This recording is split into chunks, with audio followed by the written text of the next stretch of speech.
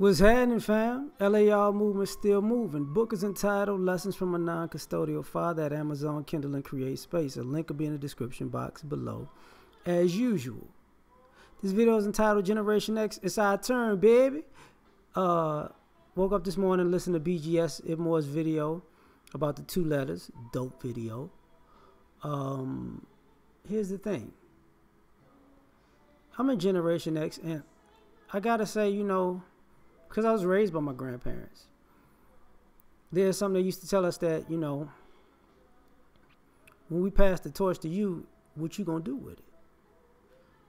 And just because we didn't get a perfect torch doesn't mean we're not supposed to do something with it. So it's our turn, baby. Get up, boots. Okay. Anyway, just like the generation before us, we can blame things on that generation. Just like BGS said, the next generation will be able to blame things on us. So the question is, what things have we done to further along, to make it better for the next generation?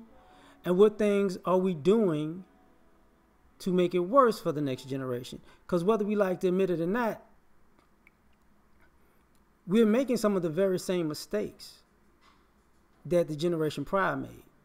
So we can't blame them for that, because if we know they were wrong and how we had to deal with them, we know we're sabotaging the next generation coming behind us. So like I said, it's our turn. You know, some people will say something like, you know, the older generation don't want to let go of the strings. Well, I understand that. Got to take it from them. You know, does Generation X want to be considered the generation in between baby boomers and millennials that have, you know, nothing to offer? Because part of, you know, because we are mixed of both in a sense, we are everything good and bad about the baby boomers and everything good and bad about the millennials, because we taught the millennials things that we thought were cool and normal, just like baby boomers taught us things that were cool and normal that we could see wasn't so cool and normal, right? But the good things that we have to build on those things, and on the bad things we have to reverse. Like, here's the thing. You could say Generation X had a massive impact on technology in the future that we live in today. You know, some of that, we took the baby boomers' technology and upped it some. But we also took the baby boomers' common sense, and we became dumber, because we haven't applied their common sense, and thus the generation behind us has less common sense. So that's something that's what we're gonna get blamed for, okay? Like, you know, I have friends, and the reason I say it's our turn because I have a child, and I have friends who are grandparents. Now I'm 38, so yeah, but that's the thing. You know, because I think I'm in, actually, if it's the Generation X is from the 60s to the late 70s. Me and my parents might be in the same damn generation now that I'm thinking about it. So that's another dynamic of it, which is pretty much in everything, because you're talking about 20-year span, it can happen. So that's why I said we're the best of both, because a lot of us Gen Xers were I'm not the only one who was raised by my grandparents who were baby boomers. You dig? And I can see the flaws in Generation X that have spilled into the millennial generation, because I wasn't necessarily, because of where I was raised. But we still have to take into consideration that we have more information, but we're putting forth less effort to a degree. And that's where we have a problem, because greatness has been declining, I would say, since the 80s. What we consider greatness has been declining since the 80s. And what we consider good, the bar has been lowered and lowered and relowered. And that's going to fall on our heads, to be perfectly honest. Because excellence is just a word in a picture right now. It's not a day-to-day action. Like people, and in this time, despise people who are excellent and consistent with it. That was something that didn't happen prior. You know, rugged excellence and individualism was something that was celebrated in most generations until you get, you know, to the, you know, in the 80s downward. You know what I'm saying? 80s, 90s, you know, because in certain things it was still going up, but at the same time it was going down. So that's why I'm saying it's our turn, because the world that we want to see, we are actually in the driver's seat now. So the question is, where we going to drive to? You know, because if the millennials take over when we're supposed to be taking over, that says a lot about Generation X. You dig? Like it really does. It says a whole lot in a negative way. Could we be a sacrificial generation that might have to right the ship? Maybe. And not necessarily right the ship, because this country's debt is going to more so be Generation X's responsibility. This country's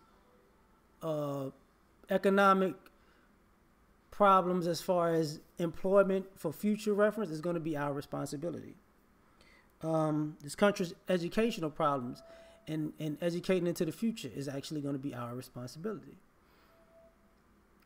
This political climate and the globalization of the world, that's going to be our responsibility, because all those older leaders are dying and dead or dying off.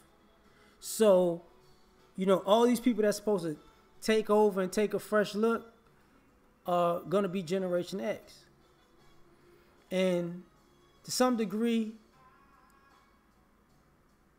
we are very innovative, and to another degree, we are liberal to the point where we're anarchists. So it's going to be a weird moment. That, you know, the things that we might think is okay are not okay, because you got to think about it. Over the last 20 years, the things that Generation X and people who represent Generation X have introduced to society that has been negative have really been negative in the long term. You know, and because we're more so a generation of spin, the one thing I learned from my grandparents was you can't spin out of reality. Either you did something or you didn't. Either you good or you're not. You know what I'm saying? Either you earned it or you stole it. It ain't no middle ground to this stuff.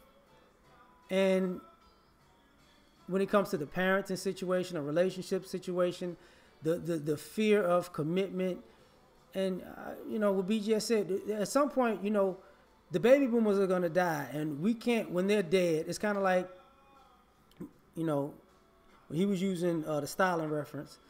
There was a point where Barack Obama used to kept blaming George Bush, and it was like, look, he gone. Now it's on you. Same thing with Donald Trump. Barack gone. Now it's on you. We have to do what our grandparents and forefathers taught us to do, which is take the good with the bad. And yeah, you're gonna have some things that you didn't cause that you're gonna have to deal with. And if you want it right, you're gonna have to fix it.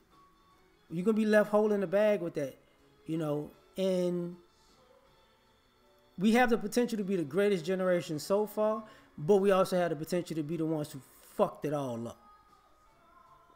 And the reason I say that is because we got to take into consideration we are the generation of information, more so than the millennials, because we know the old way of doing things and the new way of doing things. We know the truth that was told and the truth that was untold. We don't have to figure it out. So we know what works and what didn't work. We know we have the benefit of knowing how the information looks on the back end 20, 30 years from now if we make a decision, because we have that experience and we have the technology. So whether we like it or not, it's our turn. And what was done before us, we have to say that what was done, that those are the things that were done before us, and now we got to do what we got to do right now. And some of us gonna rise to the occasion, and some of us gonna punk out, and that's just gonna be what it is. But Gen X, in the words of Birdman, baby, it's our turn, baby. We out.